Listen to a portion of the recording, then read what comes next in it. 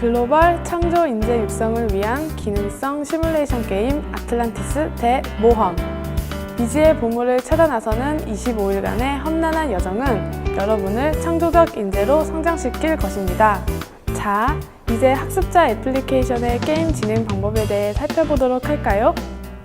먼저 게임을 다운받아야겠죠? 비즈트레인 홈페이지의 서비스 센터에서 마켓으로 연동되어 설치하시거나 안드로이드 기반의 플레이 스토어를 통해 게임을 다운받을 수 있습니다. 아틀란티스 대모험 또는 ATL로 검색하시면 됩니다.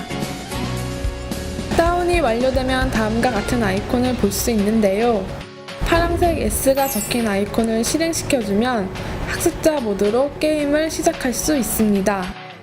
게임을 실행하면 로그인 화면이 나오는데 게스트 버튼을 눌러 게스트로 들어가거나 비즈트레인에 개인 회원가입을 하여 회원으로 접속할 수 있습니다.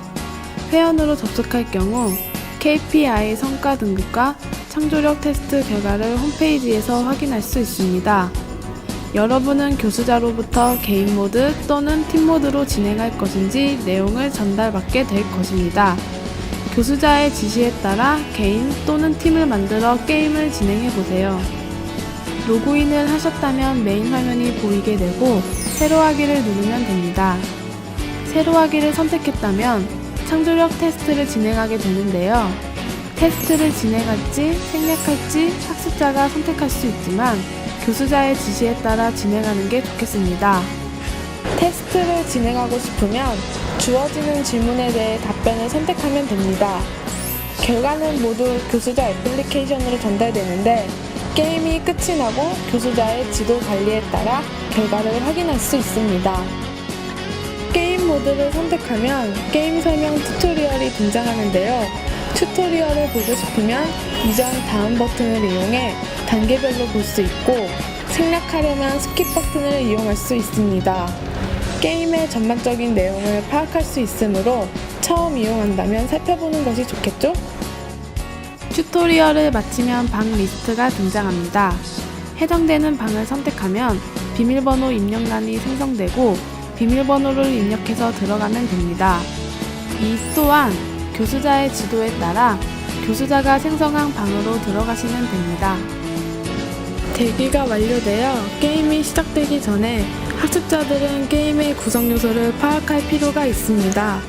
구성 요소는 크게 아이템과 날씨로 나눠지는데요.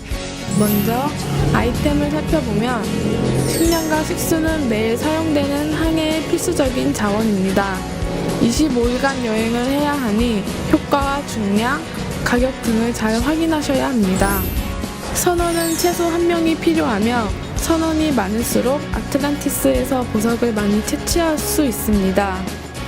대포는 게임 중 모험가의 항로에 등장하는 바다의 괴수인 크라켄 출몰 시에도 피해를 입지 않고 항해를 계속할 수 있도록 도와주고 나침판은 안개 낀 날씨에도 무사히 항해를 해나갈 수 있도록 도와줍니다.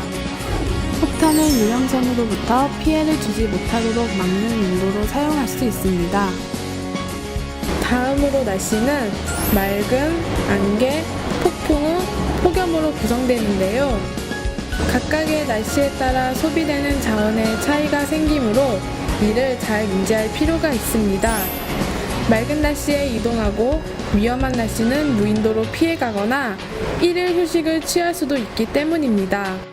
식수나 내구도가 부족할 경우 머무르기를 통해 보충할 수도 있습니다. 그리고 항해하는 곳에 따라 날씨의 특징이 존재하는데요. 항해의 각각의 특징들을 적절히 고려해야 합니다. 이제 기본 구성 요소를 파악하였으니 본격적인 게임 설명으로 들어가 볼까요?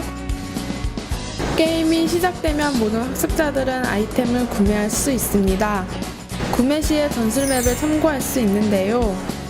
전술맵에서 A, B, C의 항로를 볼 수 있습니다. 각 항로의 특징으로는 A 항로는 상점을 2번 거치면서 자원을 판매하거나 구입할 수 있고 해골섬과 크라켄이 없는 안전한 항로입니다. 대신 항해 시간이 오래 걸린다는 단점이 존재합니다. B 항로는 목표 지점까지 빠르게 이동할 수 있지만 크라켄을 만날 확률이 높고 중간에 해골섬을 거치게 되어 많은 자원이 소비되며 선원을 잃는 단점이 있습니다. C 항로는 항해 초반에 바다를 많이 지나며 크라켄 등의 위험이 많지만 보물을 많이 확보할 수 있고 중후반에 편안히 갈 수 있는 항로입니다. 꼭 이 전술맵의 항로 말고도 자신만의 항로를 개척할 수도 있습니다. 항로를 정하면 각자가 자신의 전략에 맞춰 어느 정도의 아이템을 소비할지 체크하시어 자원을 구매하시면 됩니다. 이때 자원의 총량이 배의 중량을 넘지 않도록 주의하여 선택하여야 합니다. 또한 아이템의 선택이 어렵다면 기본 수량 버튼을 눌러 가장 많이 사용하는 기본 수량을 적용시킬 수도 있습니다. 아이템 구매를 마치면 학습자들은 교수자의 진행에 맞춰서 각각의 경로를 선택할 수 있습니다. 경로를 선택할 때는 날씨를 고려해서 원하는 지역을 선택해 이동을 하거나 자신이 있는 곳을 선택해 머무를 수도 있는데요. 교수자의 진행에 따라 25일차까지 자신의 경로를 선택할 수 있습니다. 진행 도중 날씨 정보나 지형에 대한 정보가 잘 생각나지 않을 경우 오른쪽의 맵 가이드를 이용해 언제든지 확인할 수 있습니다. 게임 진행 중에 교수자는 학습자에게 서브 미션을 공지할 수 있습니다. 서브 미션이 주어지면 왼쪽 편의 서브 미션 버튼이 깜빡이면서 학습자들에게 공지가 되는데요. 서브 미션을 클릭하면 해당 내용을 확인할 수 있습니다.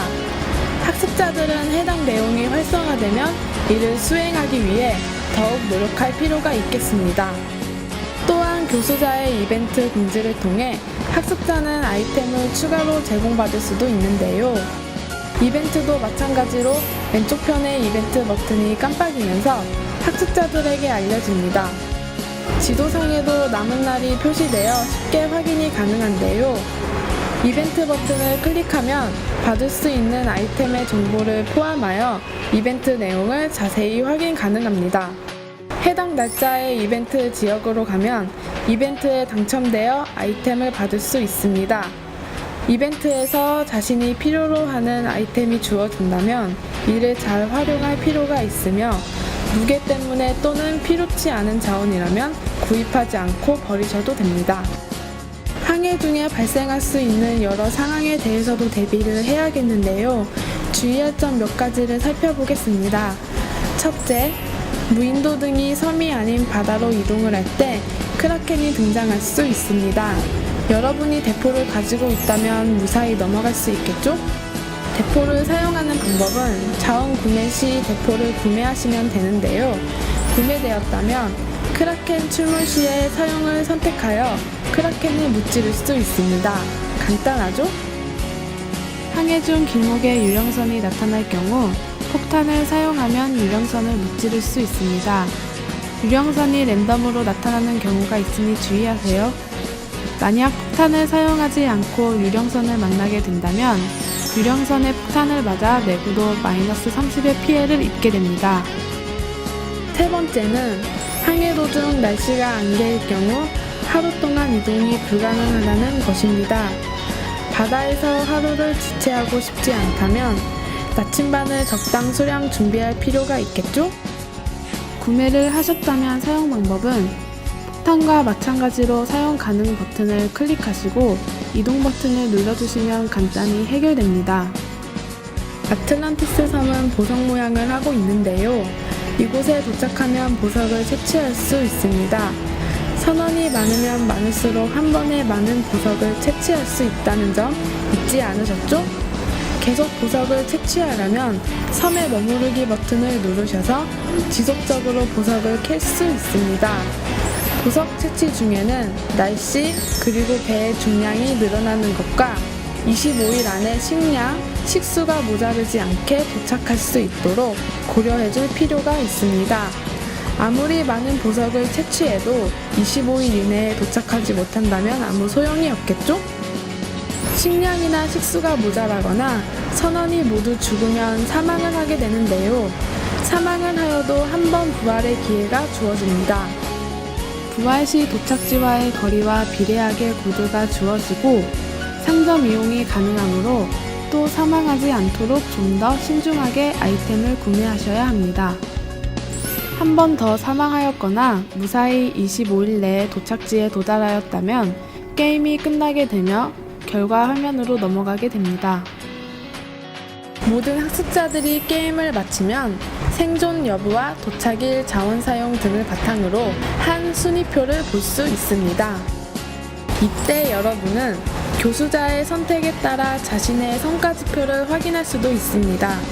조회가 가능하면 순위표에서 자신을 선택해 기획, 재무, 인사, 생산, 마케팅의 5가지로 평가된 KPI 성과 등급을 볼 수 있고, 개인 모드인 경우 창조력 보기를 통해 학습자에 대해 창의, 열정, 위험 감수 등으로 평가된 창조력 테스트 결과를 확인할 수 있습니다. 게임 내용을 잘 숙지하시지 못하셨다면 처음으로 돌아가 다음과 같이 단계별로 나누어진 내용을 볼 수 있는데요. 아이템 구매 방법, 날씨 정보, 보물 캐기 등의 게임의 전반적인 내용을 간략하게 설명하고 있으므로 게임 방식이 잘 기억나지 않을 때 언제든지 활용할 수 있습니다. 지금까지 학습자의 게임 진행 방법에 대해 살펴보았는데요. 많은 도움이 되셨나요? 앞으로도 아틀란티스 대모험은 여러분 모두가 슈퍼맨이 되는 그날까지 열심히 달려가도록 하겠습니다. 감사합니다.